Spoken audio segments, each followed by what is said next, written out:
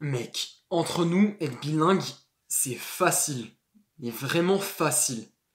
Là, je parle pas de bilingue en soi au niveau natif où tu maîtrises autant bien, voire mieux qu'un natif, genre professionnel, t'as toutes les nuances et tout. Non, bilingue dans le sens parler couramment la langue, comprendre naturellement quand les gens parlent, les conversations courantes et tout ça.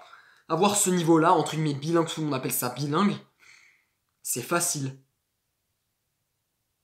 On va te montrer pourquoi dans cette vidéo. Hola boy! Cette nouvelle intro là, c'est...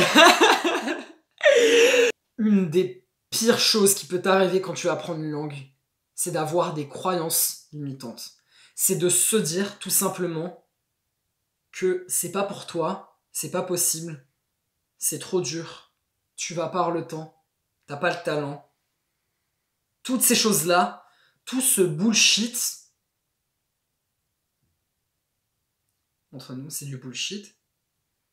Quand on regarde au fond, on s'en rend compte. Mais ça t'empêche d'être bilingue. Une fois que tu as quitté tout ça, ces croyances, tu t'es rendu compte que c'était ce que c'est. Donc voilà, du BS. Il suffit d'appliquer quelques méthodes. Mais si tu regardes ces vidéos, c'est peut-être que tu l'as pas encore déjà fait. Parce que oui, ça peut être assez inconfortable au début de l'appliquer. Des méthodes, tu sais, les méthodes un peu plus drastiques, draconiennes.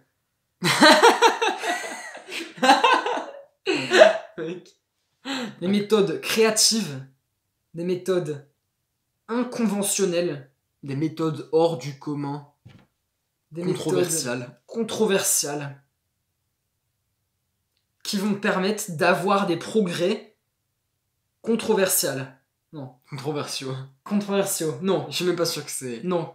Non. Inconventionnel. Non conventionnel. Avoir des inconventionnels. Pas les progrès que tu as à l'école. Quand tu passes 10 ans dans le système scolaire et que tu as, mais vraiment un niveau, mais les gars, un niveau, ton niveau d'espagnol là, quand tu sors de la terminale, c'est quoi ton niveau d'espagnol, frère? T'es A2. Pas 10 ans, mais enfin, ouais, 7 ans d'espagnol. Tu sors avec un niveau A2, quoi. Et le pire dans tout ça, c'est que un an après, t'auras vraiment oublié la majorité des mots de tout ce que t'avais appris, parce que t'auras complètement arrêté pour la... Enfin, ça, sauf si tu fais des études de langue, tout ça, mais t'auras complètement oublié tous tes cours et tout ça. Donc A2 pour être gentil. Mais un an après, tu es repassé à 1, c'est vraiment... Ça se trouve, même après, au bout de 10 ans, tu sauras aucun mot de l'espagnol sauf hola que tal. Tu auras fini par t'oublier parce que tu n'as même plus repratiqué. Alors que si tu arrives à atteindre ce niveau B2, comme on l'a déjà dit dans notre vidéo, c'est terminé. Enfin, c'est pas terminé, mais t'as compris. Une fois que t'as vraiment pratiqué la langue pendant un an et que tu l'as maîtrisé, tu m'as compris, mais tu la parles, t'es fluide, Yasta, c'est fini, frérot. Là, tu peux passer à une autre langue. Si t'as envie, t'es pas obligé. Tu peux te contenter de l'anglais, c'est déjà très bien de parler anglais. Mais tu l'as la langue. Donc en fait, tu peux arrêter un an et reprendre. Une fois que tu l'as parlé couramment, ça va pas t'oublier. Tu parles couramment. Donc t'inquiète, ça reste.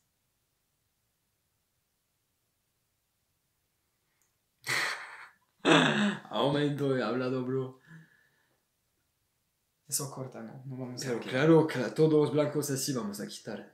No, hay blancos que dejar. Sí, pero no todo. Ok, ¿qué quieres decir? Vamos.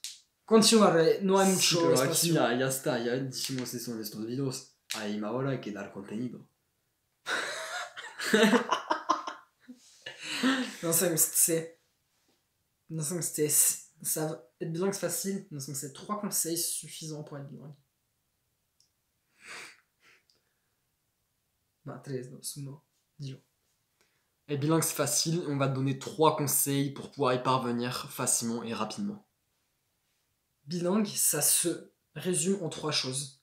Tu appliques ces 3-là, tu peux être bilingue. Première chose, c'est la consistance, c'est la persévérance, c'est la régularité. Si tu n'as pas ça, tu n'as rien. Si dans ta langue, c'est au hasard, tu n'as aucun système, tu es paumé dans ce que tu fais, ça va pas le faire, ça va pas marcher.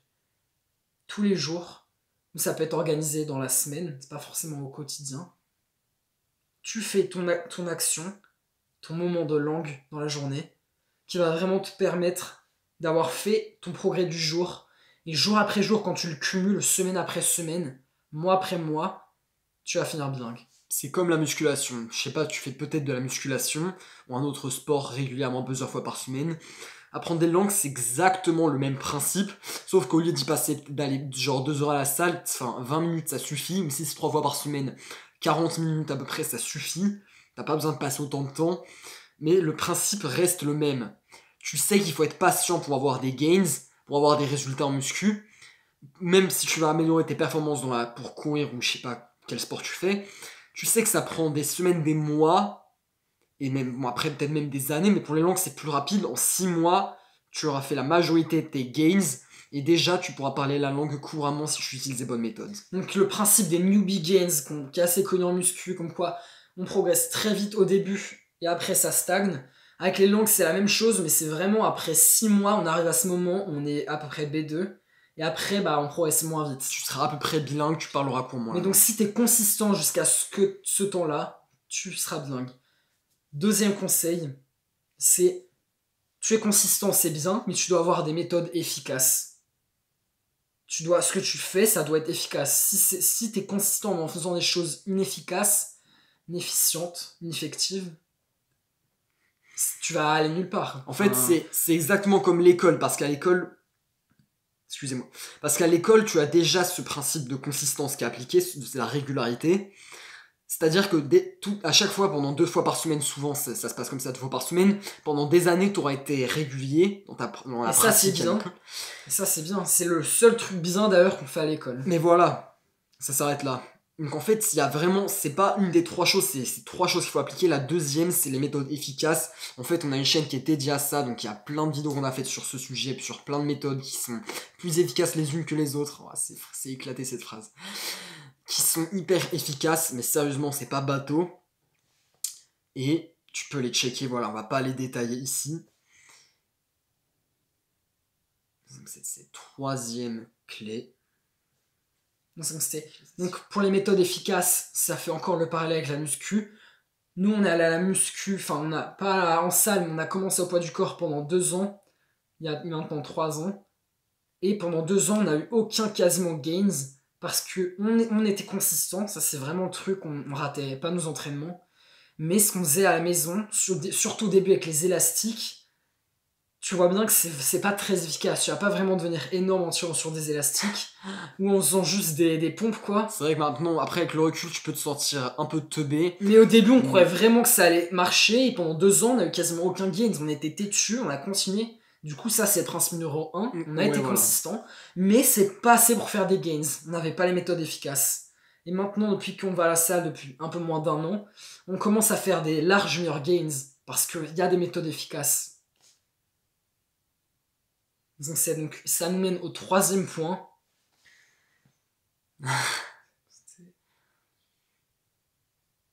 C'est fun. Non, il y a la consistency. Donc c'est 3e point, c'est ne pas te prendre la tête qu'avec des sessions de 1 heure de langue ou je sais pas quoi qui vont ça te prend du temps, ça te prend la tête. C'est d'en fait intégrer l'apprentissage des langues dans ton quotidien. C'est-à-dire pas là j'ai la flemme de faire mon heure d'apprentissage langue, ça me prend du temps, je dois faire ça mais je pourrais faire autre chose.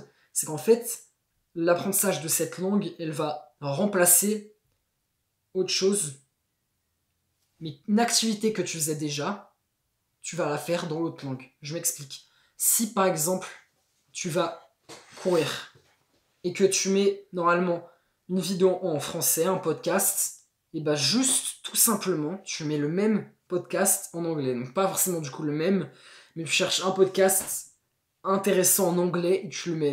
Donc si là c'est ton cas et que tu cherches un podcast anglais, tu voudrais t'y mettre, nous ce qu'on recommande c'est Andrew Huberman Podcast. C'est ANDREW espace HUBERMAN.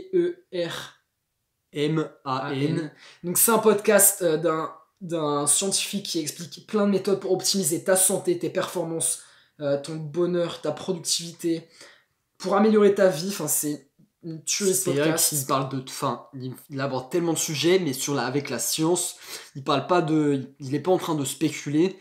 Il donne à chaque fois des applications concrètes pour appliquer ce qu'il dit. Ouais, voilà. On ferme la parenthèse, donc ça c'était un podcast en anglais. Donc intègre chaque fois par exemple que tu fais une activité, genre tu marches ou que chez toi tu fais le ménage ou que tu ranges ta chambre, je sais pas quoi, bah tu peux en même temps écouter quelque chose. Ça c'est un peu du multitâche, mais en vérité c'est une action facile.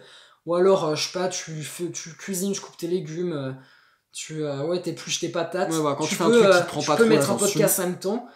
Et en même temps que tu fais ton truc, tu vas apprendre la langue et ça te prend aucun temps. Parce que tu as combiné ces deux habitudes. Tu les as vraiment mis ensemble, donc ça ne te prend aucun temps d'apprendre la langue. Donc en fait, il faut que tu aies cette mentalité pour passer au niveau où tu parles couramment la langue. Cette mentalité pas scolaire, mais au contraire, une mentalité où, voilà, on se répète un peu, mais où tu l'intègres dans ton quotidien et tu t'appropries la langue. Et c'est plus là je vais faire le mec qui sait plus le mot français, tu te rely plus sur les pratiques. Tu reposes quoi. Tu te reposes plus, tu t'appuies plus que sur les pratiques en mode entraînement à la salle, mais aussi tu fais comme si tu fais tes 10 000 pas, tu l'intègres dans ton quotidien et donc tu trouves des façons. Par exemple, si au lieu de scroller 1 heure TikTok, j'avais dit tu regardes une série, c'est pas forcément beaucoup mieux, mais au lieu de regarder un documentaire le soir, si tu regardes des documentaires sur Arte, je sais pas, et bah tu regardes le même mais en anglais. Enfin, tu trouves un truc que tu fais déjà. Et par exemple, quand t'es sur ton téléphone, mets ton téléphone en anglais. Voilà. Mets-le dans la langue que tu veux apprendre. Et ton quotidien, tu dois le changer. Tu dois intégrer la langue dans ton quotidien. Et ton quotidien, tu peux le faire évoluer vers un jour après jour où t'as la langue à sa place dedans. C'est pas bien expliqué. Voilà, et tu m'as compris dans ton quotidien. C'est tout pour aujourd'hui, on se dit à la prochaine. Ciao!